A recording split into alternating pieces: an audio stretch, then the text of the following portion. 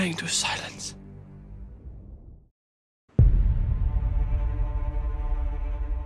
Well, when I moved to the United States, to Hollywood, as they call it, in film industry in the United States, I never really felt that I had to do something extra to be accepted there, or I just did the best I could, regardless. The same as I was in Mexico. You know, it was.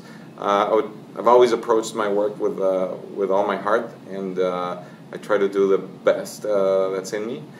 And I did the same when I was in film school, or when I was even before that on my little short movies, you know. And so I think that just approaching it like that,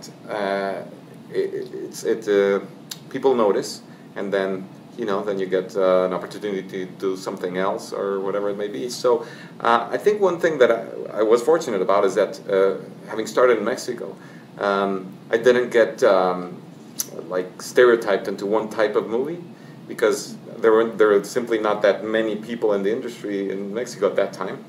So I got to do all sorts of genres, comedy, or obviously drama,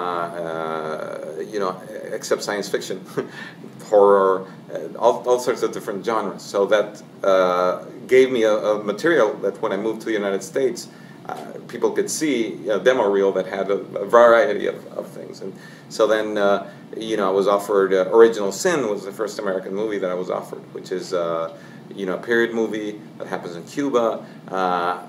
But that was very different to Amores Perros, which is the movie I'd done before. And then I did Frida, which is also different. And those two movies came about from movies that I had done before Amores Perros in Mexico. That were period movies or a different look.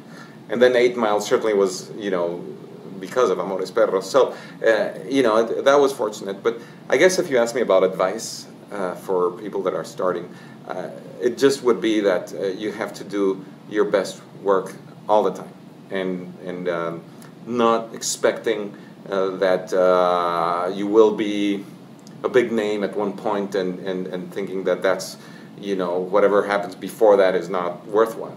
I think that whatever you're doing, and whatever capacity, that's the work you should do the best, and that will help you get onto the next level and the next level.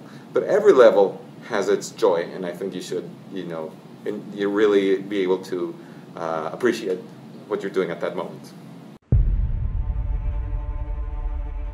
Yes, I think that it's important to watch what's around you, to always be aware of what calls your eye, and